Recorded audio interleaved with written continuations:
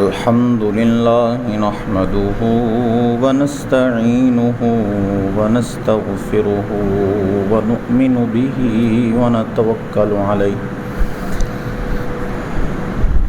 ونعوذ بالله من شرور أنفسنا ومن سيئات أعمالنا من يهده الله فلا مضل له ومن يضلله فلا هادي له ونشهد أن لا إله إلا الله وحده لا شريك له ونشهد أن سيدنا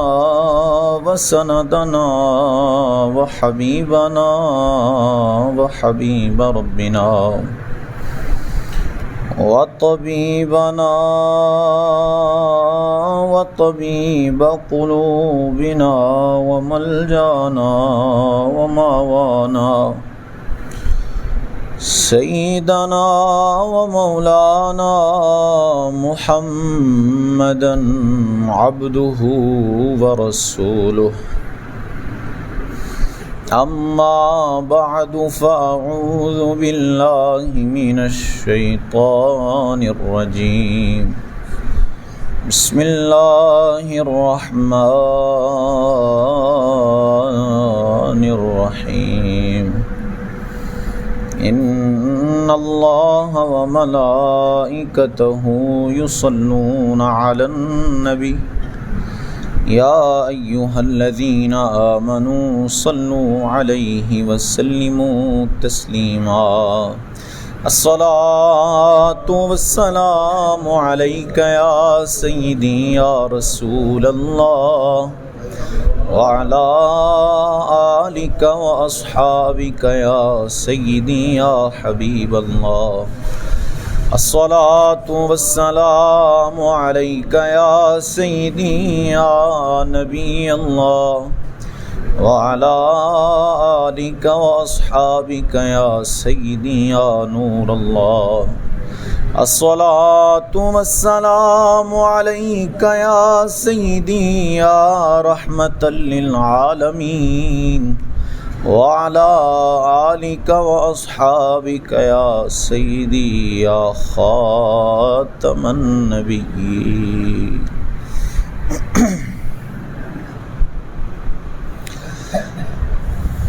پل سے اتارو راہ گزر کو خبر نہ ہو پل سے اتارو راہ گزر کو خبر نہ ہو جبریل پر بچھائیں تو پر کو خبر نہ ہو جبریل پر بچھائیں تو پر کو خبر نہ ہو کانٹا میرے جگر سے غم روزگار کا کانٹا میرے جگر سے غم روزگار کا یوں کھینچ لیجیے کہ جگر کو خبر نہ ہو یوں کھینچ لیجیے کہ جگر کو خبر نہ ہو جبریل پر بچھائیں تو پر کو خبر نہ ہو ایسا گما دے ان کی ولا میں خدا ہمیں، ایسا گما دے ان کی ولا میں خدا ہمیں، ڈھونڈا کریں پر اپنی خبر کو خبر نہ ہو، ڈھونڈا کریں پر اپنی خبر کو خبر نہ ہو۔ فریاد امتی جو کرے حال زار میں، فریاد امتی جو کرے حال زار میں، ممکن نہیں کہ خیر بشر کو خبر نہ ہو، ممکن نہیں کہ خیر بشر کو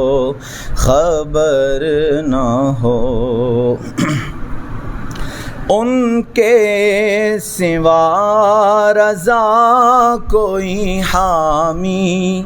نہیں جہاں، ان کے سوا رضا کوئی حامی نہیں جہاں، گزرا کرے پسر پہ پدر کو خبر نہ ہو۔ پسر کہتے ہیں بیٹے کو اور پدر کہتے ہیں والد کو۔ تو میرے آقا اعلیٰ حضرت کہتے ہیں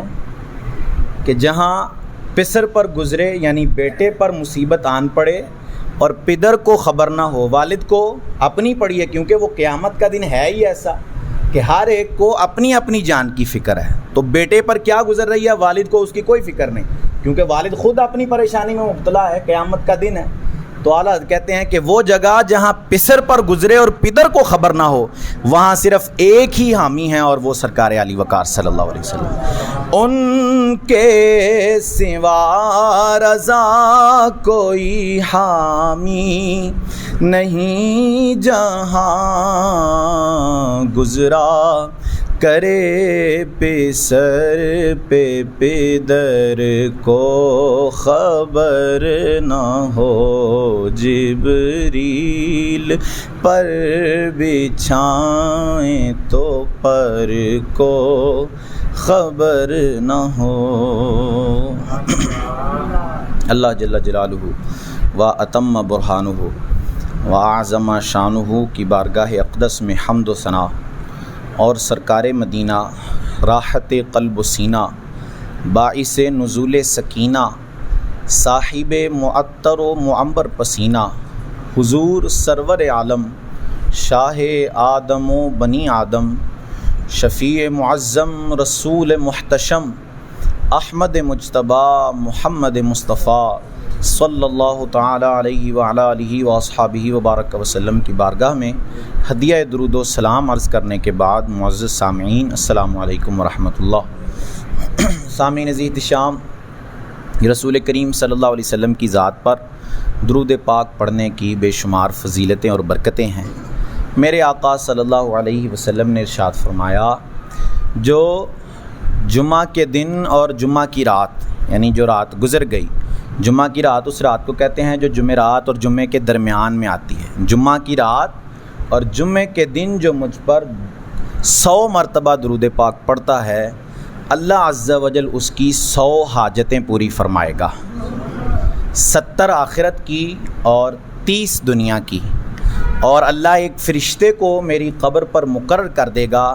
جو اس کے درود کو مجھ تک ایسے پہنچائے گا جیسے تمہیں تحفے پہنچائے جاتے ہیں، اور میرا علم میرے وصال کے بعد بھی ویسا ہی ہے جیسا میری حیات کے اندر میرا علم تھا۔ تو درود پاک پڑھنا رسول کریم صلی اللہ تعالیٰ علیہ وسلم کو خوش کرتا ہے، حضور کو اس سے فرحت محسوس ہوتی ہے، تو ہمیں اپنے نبی کو خوش کرنے کی اور کثرت کے ساتھ درود پاک پڑھنے کی کوشش کرنی چاہیے۔ میرے آقا صلی اللہ تعالیٰ علیہ وسلم جس طرح اپنی حیات مبارکہ میں اپنی امت کی دستگیری اور مدد فرماتے ہیں، ایسے ہی میرے آقا صلی اللہ علیہ وسلم اپنے وصال کے بعد بھی اپنی امت کی دستگیری اور مدد فرماتے ہیں۔ جب بھی کوئی غلام، جب بھی کوئی امتی آپ کو پکارتا ہے خلوص نیت کے ساتھ اور سچے دل کے ساتھ، تو آپ ضرور اس کی مدد کو پہنچتے ہیں اور اس کی مدد فرماتے ہیں، کیونکہ خود حدیث پاک میں سیدنا سفیان ثوری، یہ تابعی بزرگ ہیں اور بہت بڑے محدث ہیں اور اپنے وقت کے امام ہیں، یہ طواف کر رہے تھے کعبۃ اللہ شریف کا، تو ایک شخص کو دیکھا کہ وہ طواف کے ہر قدم پر درود پاک پڑھتا جا رہا ہے۔ سبحان اللہ۔ تو اس پر آپ نے اس شخص سے پوچھا کہ یہاں تو سبھی جو ہے وہ یہاں تو لبیک اللہم لبیک پڑھتے ہیں یا لا الہ الا اللہ پڑھتے ہیں، لیکن تم ہو کہ ہر قدم پر درود پڑھ رہے ہو، اس کی کیا وجہ ہے؟ تو اس شخص نے عرض کی کہ آپ پر اللہ رحم فرمائے، آپ کون ہیں؟ تو آپ نے اپنا نام بتایا، تو اس نے کہا آپ اجنبی ہیں اس لیے میں اپنی بات آپ کے سامنے رکھ دیتا ہوں، ورنہ اگر آپ جاننے والے ہوتے تو میں آپ کو یہ سارا راز نہ بتاتا۔ معاملہ یہ ہوا کہ میں اپنے والد کے ساتھ جب حج پہ نکلا تو حج کے سفر کے دوران ہی میرے والد کی جو ہے وہ طبیعت بگڑ گئی، چہرہ جو ہے وہ سیاہ ہو گیا، پیٹ بھی پھول گیا اور چند ہی لمحوں بعد میرے والد کا انتقال ہو گیا۔ میں نے والد کے چہرے پر جو ہے وہ کپڑا ڈال دیا شرمندگی کی وجہ سے کہ لوگ دیکھیں گے کہ چہرہ سیاہ ہو گیا ہے مرتے وقت، پیٹ بھی پھول گیا ہے، عجیب و غریب قسم کی حالت ہو گئی، تو میں نے کپڑا ڈال دیا اور اسی حالت میں قریب ہی بیٹھا ہوا تھا والد کے کہ مجھے نیند آ گئی، اور نیند میں کیا دیکھتا ہوں کہ ایک شخص آئے ہیں نورانی صورت والے، اور ان جیسا حسین و جمیل میں نے کبھی نہیں دیکھا۔ انہوں نے آ کر میرے والد کے چہرے پر ہاتھ پھیرا تو میرے والد کے چہرے کی سیاہی دور ہو گئی، اللہ نے چہرے کو روشن فرما دیا۔ پیٹ پر ہاتھ پھیرا تو پیٹ بالکل اپنی پہلے والی حالت پر آ گیا جیسے پہلے تھا۔ اب وہ یہ کام کر کے جانے لگے تو میں نے روک لیا، چادر پکڑ لی ان کی اور عرض کی کہ آپ کون ہیں، کہ آپ مشکل وقت میں آئے ہیں اور پریشانی کو دور کیا ہے؟ تو سرکار علی وقار نے کہا تو نے مجھے نہیں پہچانا، میں محمد الرسول اللہ صلی اللہ علیہ وسلم ہوں۔ تیرا والد بڑا گناہ گار تھا، بڑے گناہ کرتا تھا، جس کی وجہ سے اس کی شکل و صورت بدل گئی تھی مرتے ہوئے، لیکن ایک نیکی کرتا تھا کہ مجھ پر کثرت سے درود پاک پڑھا کرتا تھا، تو جو مجھ پر درود پڑھتا ہے میں اس کی دستگیری اور اس کی مدد ضرور فرماتا ہوں۔ یہ بات واضح کرتی ہے کہ حضور، اس حدیث پاک جو میں نے روایت آپ کے سامنے پڑھی، اس سے ایک تو درود پاک کی فضیلت بھی ثابت ہو گئی کہ سرکار پر درود پڑھنا کس قدر فضیلت کی بات ہے، اور دوسرا یہ بات بھی ثابت ہو جاتی ہے کہ حضور اپنے وصال کے بعد بھی اپنے امتیوں کی دستگیری فرماتے ہیں۔ بس پکارنے کی حاجت ہے، یا رسول اللہ کا نعرہ بلند کرنے کی حاجت ہے، اور رسول کریم ضرور دستگیری فرمانے کے لیے تشریف لے آتے ہیں۔ اور صحابہ کرام علیہم الرضوان کا کئی جنگوں میں نعرہ جو ہے وہ یا رسول اللہ یا محمدہ کا نعرہ بلند کیا کرتے تھے صحابہ کرام۔ جنگ یمامہ، یہ کئی دفعہ میں روایت سنا چکا ہوں کہ جنگ یمامہ کے موقع پر عام جنگوں میں صحابہ کرام کا نعرہ تکبیر اللہ اکبر ہوا کرتا تھا، لیکن وہ جنگ ایسی جنگ تھی کہ جس میں صحابہ کا نعرہ یا محمدہ یا رسول اللہ یہ نعرہ بلند کیا کرتے تھے صحابہ کرام علیہم الرضوان۔ یہ وہ جنگ تھی کہ جس میں 40,000 سامنے فوج تھی، اور ایک روایت کے مطابق 10,000 مسلمانوں کی فوج تھی، اور ایک روایت کے مطابق 24,000 مسلمانوں کی فوج تھی۔ لیکن بڑے حملے کیے مسلمانوں نے، لیکن فتح ہی نہیں ہو رہی، کبھی ان کا پلڑا بھاری کبھی مسلمانوں کا پلڑا، لیکن کوئی نتیجہ، کوئی فیصلہ نہیں ہو پا رہا کہ کون جیت رہا ہے جنگ کو۔ خالد بن ولید کہتے ہیں کہ جب مجھے یقین ہو گیا کہ اب جو ہے وہ کوئی اور راستہ نہیں بچا، ہم نے بڑی کوشش کر کے دیکھ لی ہے، تو آپ کہتے ہیں میں نے یا رسول اللہ کا نعرہ بلند کیا، اور جو سامنے والا لشکر تھا اس کے شاہسواروں کو مقابلے کی دعوت دی کہ آؤ میرے ساتھ مقابلہ کرو۔ اور خالد بن ولید کون ہے؟ سیف من سیوف اللہ ہیں، اللہ کی تلواروں میں سے ایک تلوار ہیں، لیکن اللہ کی تلوار بھی تبھی کام کر سکتی ہے جب یا رسول اللہ کی مدد شامل ہو جاتی ہے۔ جب وہ حضور کو پکارے تو ہی مدد آ سکتی ہے، تو ہی وہ تلوار کام کر سکتی ہے۔ تو خالد بن ولید تلوار ہے اللہ کی، لیکن پھر بھی آپ کیا کہتے ہیں؟ میں نے یا رسول اللہ کا نعرہ بلند کیا تو جو ہی یا رسول اللہ کا نعرہ بلند کیا، جو شاہ سوار میرے سامنے آتا تھا میں اس کی گردن اڑاتا جاتا تھا، اور وقت آیا کہ اللہ عز و جل نے ہمیں فتح عطا فرما دی،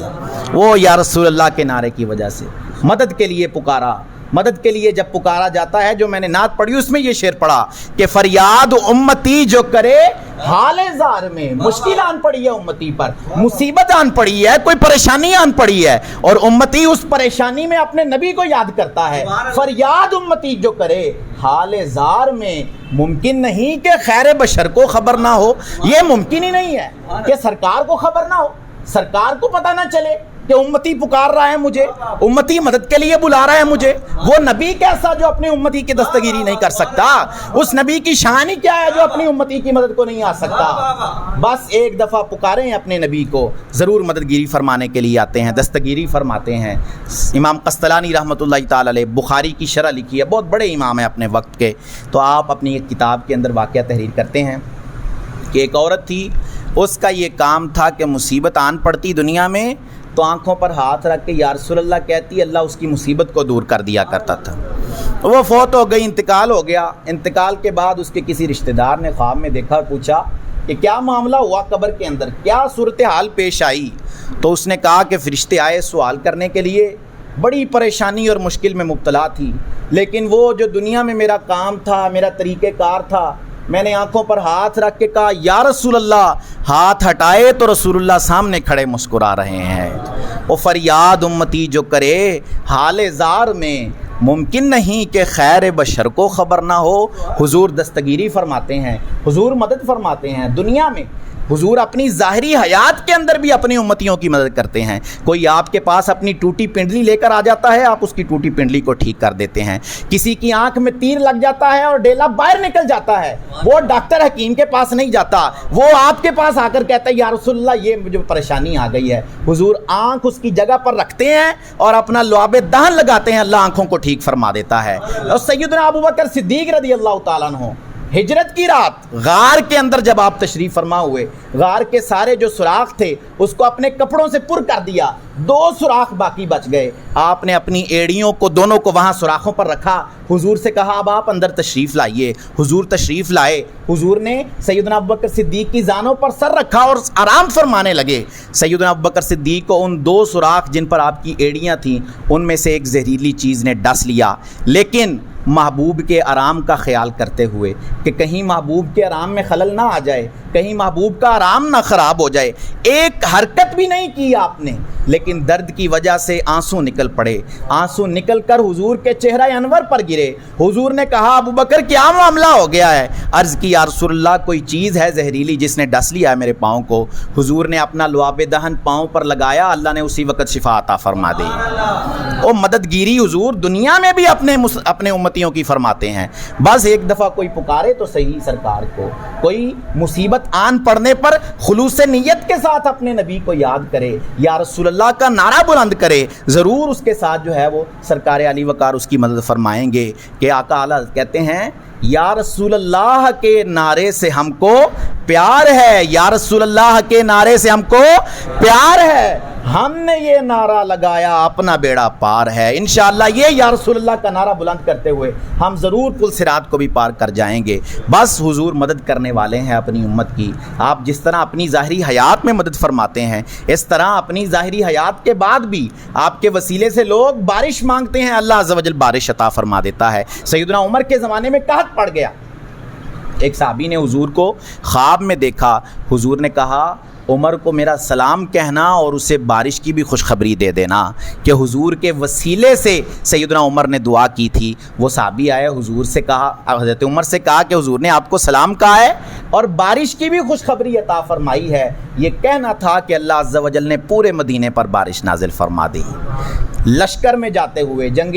خیبر میں جاتے ہوئے، معذرت خیبر نہیں، تبوک کے اندر جاتے ہوئے، تبوک وہ زمانہ تھا جب جنگ تبوک لڑی گئی، قحط کا زمانہ تھا، بڑی پریشانی تھی، پانی کی بڑی قلت تھی، لیکن جنگ میں جاتے ہوئے صحابہ کرام نے حضور سے عرض کی یا رسول اللہ پانی کی قلت آ گئی ہے۔ حضور نے دعا کی، اللہ نے اس پورے لشکر پر بارش برسائی، لیکن جب وہ لشکر اس جگہ سے تھوڑا آگے روانہ ہوا تو بالکل زمین خشک ہے، خالی ہے بالکل زمین کہ وہاں بالکل بارش نہیں برسی، لیکن صرف حضور کی دعا سے اللہ نے پورے لشکر کو سیراب فرما دیا۔ حضور اپنی امت کی مددگیری فرماتے ہیں، اور حضور بغیر کہے بھی مصیبت کو جان لیتے ہیں، صحابہ عرض بھی نہیں کرتے، اور حضور کو پتہ چل جاتا ہے کہ میری امتی کو کیا پریشانی ہے۔ سیدنا ابو ہریرہ کہتے ہیں میں ایک دن بھوک، آپ چونکہ اصحاب صفہ میں سے ہیں، اور اصحاب صفہ بڑے غریب جو ہے وہ صحابہ کرام علیہم رضوان تھے، کیونکہ وہ کام کوئی نہیں کرتے تھے، ان کا کام بس یہ ہوتا تھا کہ حضور کی مسجد میں پڑے رہتے تھے اور حضور سے دین سیکھتے رہتے تھے، اور ان کا کوئی کام نہیں تھا، تو ان کی اس وجہ سے ان کے مالی معاملات جو تھے وہ بڑے کمزور تھے۔ حضرت ابو ہریرہ کہتے ہیں کہ ایک دن ایسا آیا کہ بھوک بڑی لگی ہوئی تھی، لیکن کچھ بھی نہیں تھا کھانے کو پاس، راستے میں بیٹھا ہوا تھا، اور اس قدر بھوک تھی کہ میرا پیٹ زمین کو لگ گیا تھا بھوک کی وجہ سے۔ ابو بکر صدیق آئے، حال پوچھا اور حال پوچھ کے چلے گئے، عمر آئے، حال پوچھا اور حال پوچھ کے چلے گئے، پھر میرے آقا کی تشریف آوری ہوئی، حضور آئے، حضور نے مجھ سے حال پوچھا اور کہا ابو ہریرہ بھوک لگی ہوئی ہے؟ میں نے عرض کی یا رسول اللہ جی ہاں بھوک لگی ہوئی ہے۔ حضور نے کہا او چلو میرے ساتھ چلو۔ حضور اپنے دربار میں لے گئے، ایک پیالہ دودھ کا حضور کے سامنے پیش کیا گیا۔ اب حضور نے سیدنا ابو ہریرہ سے کہا کہ جاؤ تمہارے اور بھی جو ساتھی ہیں جو تمہارے ساتھ علم دین حاصل کرتے ہیں ان کو بھی بلا لاؤ۔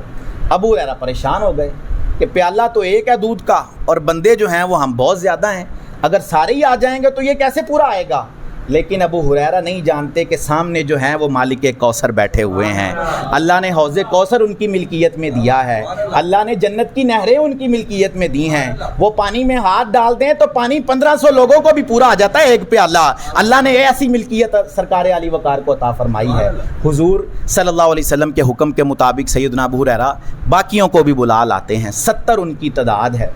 اور حضور سیدنا ابو ہریرہ سے کہتے ہیں کہ ابو ہریرہ اب پلانا شروع کرو، تم اپنے ہاتھوں سے سب کو پلاؤ۔ ابو ہریرہ ایک ایک کو پلاتے جاتے ہیں، اور اس پریشانی میں بھی ہیں کہ ابھی ختم ہو جائے گا، یہ ابھی ختم ہونے والا ہے، میری باری آتے آتے تو بالکل ہی ختم ہو جائے گا، لیکن 70 لوگوں نے اسی پیالے میں سے پی لیا، ایک قطرہ بھی کم نہ ہوا۔ اب ابو ہریرہ کی باری آ گئی، حضور نے کہا ابو ہریرہ اب تم پیو۔ ابو ہریرہ نے ایک دفعہ مکمل جتنی حاجت تھی پی لیا،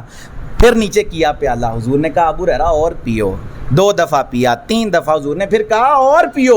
لیکن ابو ہریرہ نے عرض کیا رسول اللہ اب حاجت نہیں، اب جتنا تھا اتنا پی لیا، اب نہیں پی سکتا۔ پھر حضور نے خود وہ پیالہ لیا اور اس کو نوش فرما کر ختم فرما دیا۔ اس کے بارے میں سیدی اعلیٰ کہتے ہیں کیوں جناب ابو ہریرہ کیسا تھا وہ جام شیر جس سے 70 صاحبوں کا دودھ سے منہ پھر گیا، ایک پیالہ 70 لوگوں کو پورا آ گیا۔ یہ طاقت اور ملکیت اللہ عز و جل نے میرے آقا کو عطا فرمائی ہے، اور آپ بغیر پوچھے بغیر بتائے اپنے امتی کی پریشانی کو جانچ لیتے ہیں اور اس کی پریشانی کو پورا کر دیتے ہیں۔ ایک صحابی رضی اللہ تعالیٰ عنہ مدینے سے دور رہتے تھے، اور ایک دن اپنی والدہ کو عرض کی، ایک والدہ تھیں ان کی، بس ان کی خدمت کیا کرتے تھے، والدہ سے عرض کی کہ آج مجھے اجازت دیں کہ میں حضور کے پیچھے نماز پڑھنا چاہتا ہوں، جاؤں حضور کی مسجد میں اور حضور کی امامت میں نماز پڑھوں، یہ میری خواہش ہے۔ والدہ نے کہا چلو ٹھیک ہے چلے جاؤ، لیکن ایک شرط ہے کہ میرے لیے حضور سے دعائے مغفرت کروا کے آنا، حضور سے عرض کرنا کہ میری والدہ کے لیے دعائے مغفرت کر دیں۔ وہ چلتے ہیں، مدینہ شریف پہنچتے ہیں، مغرب کی نماز حضور کی بارگاہ میں پڑھتے ہیں، پیچھے پڑھتے ہیں حضور کے، لیکن حضور کوئی جلدی میں ہوتے ہیں، آپ نماز پڑھا کر فوراً تشریف لے جاتے ہیں۔ اب وہ صحابی انتظار کرتے رہتے ہیں کہ اب عشاء کا وقت آئے گا، اور یہ بھی صحابہ کا بھی ادب ہے کہ پیچھے سے آواز نہیں دیتے اپنے نبی کو، پکارتے نہیں اپنے نبی کو، اور دروازہ قریب ہی ہے مسجد کے گھر کا، لیکن یہ بھی کوشش نہیں کی کہ جا کر دروازہ کھٹکھٹائیں، بلکہ انتظار میں بیٹھے رہے کہ خود ہی حضور آئیں گے تو پھر مسئلہ عرض کر دوں گا۔ عشاء میں آتے ہیں رسول پاک صلی اللہ علیہ وسلم، نماز پھر پڑھی جاتی ہے، حضور اب بھی جلدی میں ہیں، اب جانے لگتے ہیں، تو اب یہ صحابی پیچھے پیچھے چل پڑتے ہیں، آواز اب بھی نہیں دے رہے، پکار اب بھی نہیں رہے، سرکار ان کا نام دیکھا بھی نہیں پیچھے میرے آقا نے، اور نام لے کر کہا کہ اللہ تمہاری اور تمہاری والدہ کی مغفرت کرے، بتاؤ کس لیے آئے ہو؟ اور صحابی نے عرض کی جس کام کے لیے آیا تھا وہ ویسے ہی پورا ہو گیا ہے، کہنے کی حاجت ہی نہیں پڑی ہے، فریاد امتی ہی جو کرے حال زار میں، وہ ممکن نہیں کہ خیر بشر کو خبر نہ ہو، سرکار کو خبر نہ ہو، یہ کیسے ممکن ہے، یہ کیسا امکان ہے؟ انہوں نے بغیر بتائے ہی حضور کو کہا کہ یا رسول اللہ آپ نے میری فریاد کو ویسے ہی پورا کر دیا ہے، کہنے کی بھی حاجت نہیں پڑی۔ یہ سرکار اپنی امت کی مدد فرماتے ہیں، محبت فرماتے ہیں اپنی امت کے ساتھ۔ اور آج بھی یہ نہیں کہ وہ زمانہ بس گزر گیا، آج بھی اگر کوئی پکارے اور خلوص نیت کے ساتھ پکارے تو یقین جانے کہ ضرور رسول کریم اس کی مدد کو آئیں گے اور اس کی دستگیری فرمائیں گے۔ بس وہ عقیدہ پیدا کرنے کی ضرورت ہے جو صحابہ کرام میں تھا، وہ عقیدہ اپنے دل میں لانے کی ضرورت ہے۔ آج ہمارے عقیدے بڑے ڈگمگا گئے ہیں، آج ہم جو ہے وہ پریکٹیکلزم کی طرف چلے گئے ہیں، آج ہماری عقلوں میں، ہماری سمجھوں کے اندر یہ باتیں نہیں آتی، ہماری عقلیں آج آگے آ گئی ہیں، ہمارے عقیدے آج پیچھے چلے گئے ہیں۔ صحابہ کا عقیدہ اپنانے کی ضرورت ہے، صحابہ کرام علیہم رضوان۔ اب جب حدیبیہ کے مقام پر پانی کم پڑ گیا، صرف ایک پیالہ یا ایک مشک پانی کی بچ گئی، اب صحابہ بھی عقل مند ہی تھے نا، ان سے بڑھ کر عقل مند کون ہو سکتا ہے؟ لیکن انہوں نے عقل نہیں دیکھی، انہوں نے حضور سے کہا یا رسول اللہ یہ پریشانی ہے، حالانکہ انہیں پتا تھا کہ ایک مشک ہے، کیا ہو سکتا ہے ایک مشک کے ساتھ یا ایک پیالے کے ساتھ کیا ہو سکتا ہے، لیکن وہ حضور سے عرض کرتے ہیں یا رسول اللہ یہ پریشانی ہے۔ حضور نے اپنا ہاتھ رکھا اس کے اندر اور سارے لشکر کو اور تمام جو جانور تھے لشکر کے ان کو بھی سیراب کر دیا گیا اور برتن بھی بھر لیے گئے پانی سے۔ اور روایت بیان کرنے والے صحابی سے کسی نے پوچھا کہ اس دن آپ کی تعداد کتنی تھی جس دن یہ معاملہ پیش آیا؟ انہوں نے کہا، انہوں نے یہ تعداد نہیں بتائی، پہلے کہا کہ اس دن اگر ہم 1,00,000 بھی ہوتے تو سب کو وہ پانی پورا آ جاتا، 1,00,000 بھی تعداد ہوتی تو پورا آ جاتا پانی، لیکن اس دن تعداد ہماری صرف 1400 تھی، اس سے زیادہ ہماری تعداد نہیں تھی۔ یہ عقیدہ صحابی نے اپنا بیان کر دیا، حالانکہ سیدھی تعداد بتا سکتے تھے کہ 1400 تعداد تھی ہماری، اور انہوں نے کہا 1400 چھوڑ 1,00,000 بھی ہوتے تو وہ سارا پانی سرکار کی وجہ سے پورا آ جاتا، کیونکہ انگلیاں ہیں فیض پر، ٹوٹے ہیں پیاسے جھوم کر، انگلیاں ہیں فیض پر، ٹوٹے ہیں پیاسے جھوم کر، ندیاں پنجاب رحمت کی ہیں جاری واہ واہ، ندیاں پنجاب رحمت کی ہیں جاری واہ واہ۔ انصار کے بچوں کا یہ طریقہ کار ہوتا تھا کہ حضور صلی اللہ تعالیٰ علیہ وسلم جب ظہر کی نماز پڑھا کر مسجد سے باہر نکلتے تو وہ اپنے پیالے آپ کے سامنے کر دیتے اور حضور سے کہتے یا رسول اللہ اس میں اپنا ہاتھ رکھ دیجئے تاکہ آپ کے ہاتھ کی برکتیں ہمیں بھی حاصل ہو جائیں۔ اس طرح کا عقیدہ تھا صحابہ کرام علیہم رضوان کا۔ سیدتنا اسماء رضی اللہ تعالی عنہا جو کہ سیدہ عائشہ کی بہن ہے، وہ کہتی ہیں کہ میرے پاس حضور کا ایک جبہ مبارک تھا، جب کوئی بیمار ہو جاتا ہم اس جبے کو پانی میں بھگوتے، اس پانی کو بیمار کو پلاتے، اللہ عز و جل اسے شفا عطا فرما دیتا تھا۔ یہ عقیدہ ہے صحابہ کرام کا کہ حضور تو حضور کرتے ہی ہیں مدد، لیکن حضور کی نسبت رکھنے والی چیزیں بھی اللہ عز و جل کی مدد فرماتے، اللہ عز و جل کی عطا سے مدد کرنے والی ہیں، جو حضور سے نسبت رکھنے والی چیزیں ہیں۔ جبہ حضور کا پہنا ہوا، حضور کے بالوں کو لوگ اپنے لیے برکت سمجھا کرتے تھے۔ جب حضور علی وقار نے حدیبیہ کے مقام پر حلق فرمایا، اپنے بالوں کو ترشوایا، تو صحابہ کرام علیہم الرضوان ایک بال بھی نیچے نہیں گرنے دیتے تھے اور اپنے ہاتھوں پر لے لیا کرتے تھے۔ حضور وضو فرماتے، وضو کا پانی نیچے نہیں گرنے دیتے تھے بلکہ اپنے ہاتھوں پر لے لیا کرتے تھے۔ کافروں کا جو نمائندہ بن کر آیا تھا بندہ، بعد میں وہ بھی مسلمان ہو گئے، اس وقت کافر تھے، وہ نمائندہ بن کر آئے تھے۔ جب انہوں نے یہ حالت دیکھی، جا کر کافروں سے کہا میں بڑے بڑے درباروں میں گیا ہوں، بڑی اونچی جو ہے وہ بارگاہیں دیکھی ہیں میں نے، لیکن کسی کے دربار کے لوگ اس بادشاہ کا اتنا احترام نہیں کرتے جتنا محمد کے صحابی اس کا احترام کرتے ہیں۔ کوئی دربار ایسا نہیں دیکھا کہ جہاں لوگ اس طرح احترام کیا کرتے ہوں۔ بس وہ عقیدہ اپنانے کی حاجت اور ضرورت ہے، اس عقیدے کو اپنے دل میں زندہ کر لیں۔ آج بھی حضور اپنی امت کی مدد فرماتے ہیں، ایسا ہو ہی نہیں سکتا کہ حضور کو خبر نہ ہو۔ اور فریاد امتی جو کرے حال زار میں، ممکن نہیں کہ خیر بشر کو خبر نہ ہو۔ ارے وہ نبی ہی کیا ہے، وہ رسول ہی کیا ہے جس کو اپنی امت کی حال کی خبر نہیں۔ پہلے ہی ہوتا تھا کہ نبی آئے، اس کے بعد دوسرا نبی آ جاتا، حالت ختم ہو جاتی تھی، یعنی جو ضرورت اور حاجت ہوتی تھی وہ پوری ہو جاتی تھی۔ لیکن اب حضور کے بعد چونکہ کوئی نبی آنے والا نہیں قیامت تک، سرکار خاتم النبیین ہیں، آپ آخری نبی ہیں، آپ کے بعد کوئی دوسرا نبی آنے والا نہیں ہے، تو یہ بات بھی اس کو واضح کرتی ہے کہ اب جو بھی ضرورت ہوگی وہ حضور سے ہی پوری کی جائے گی، کیونکہ دوسرا نبی ہے ہی کوئی نہیں۔ پہلے ہوتا تھا ایک نبی چلے جاتے دنیا سے، ان کی جگہ دوسرا آ جاتا، وہ امت کی ضرورت کو پورا کرتا، لیکن اب تو حضور کے بعد کوئی نہیں آنے والا، اب جتنی بھی ضرورت ہے وہ سب سرکار ہی پوری کرنے والے ہیں، اور کوئی اگر اللہ سے بھی اپنی مدد کروانا چاہتا ہے تو اس کو بھی حضور کے وسیلے سے ہی آنا پڑے گا، حضور کے صدقے سے ہی مانگنا پڑے گا، کیونکہ اللہ کہتے ہیں باخدا خدا کا یہی ہے در،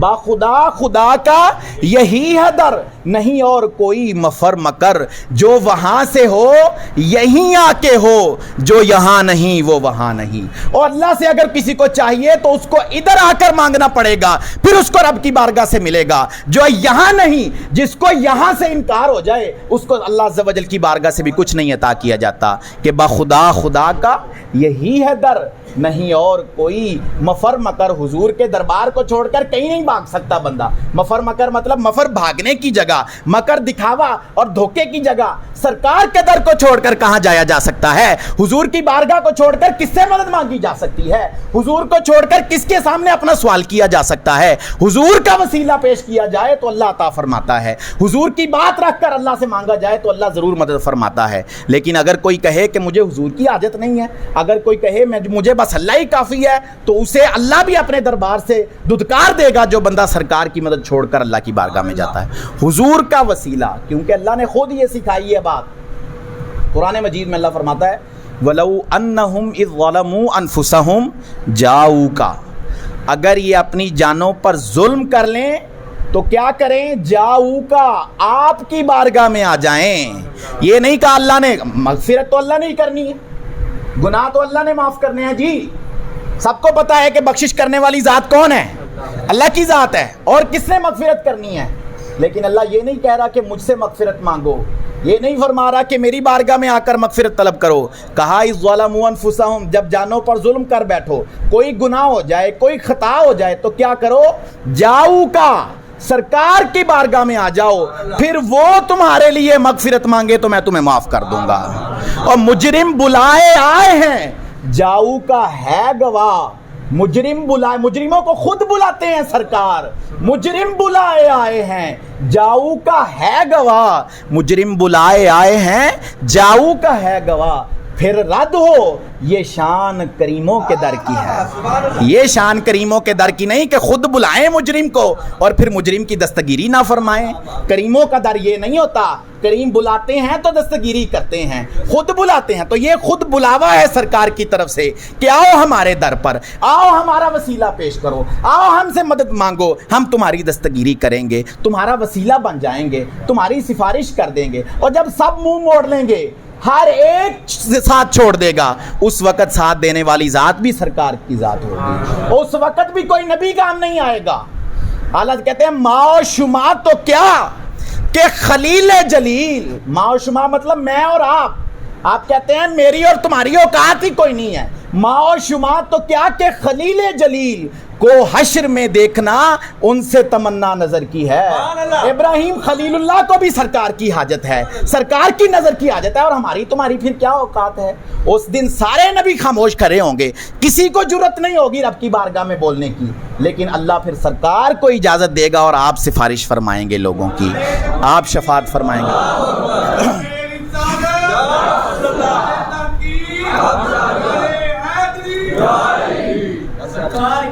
مرحبا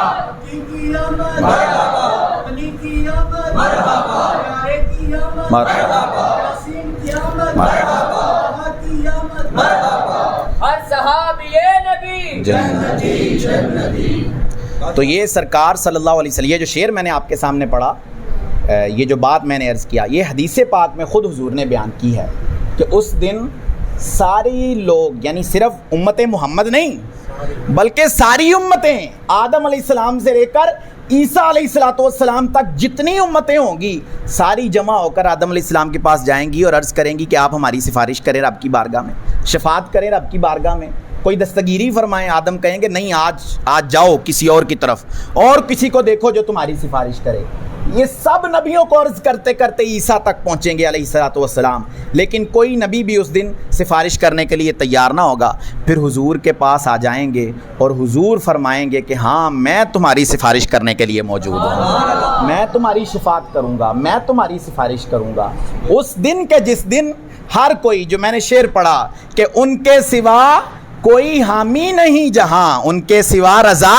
کوئی حامی نہیں جہاں، گزرا کرے پسر پہ پدر کو خبر نہ ہو۔ جہاں بیٹے کو مصیبت آن پڑے تو باپ کو کوئی فکر نہیں ہوتی، لیکن وہاں صرف حمایت کرنے والی ذات سرکار علی وقار صلی اللہ علیہ وسلم ہے۔ تو بس سرکار کو ایک دفعہ خلوص نیت سے پکارنے کی حاجت ہے۔ حضور ضرور مدد فرماتے ہیں، دستگیری فرماتے ہیں۔ اللہ عز و جل سے دعا ہے کہ اللہ عز و جل ہمیں حضور کا ادب و احترام کرنے کی، حضور کی سچی غلامی عطا فرمائے۔ یہ جو مبارک دن ہے اس کو بار بار ہمیں اپنی زندگی میں دیکھنا نصیب فرمائے۔ آمین بجاہ خاتم النبیین صلی اللہ تعالی علیہ وسلم۔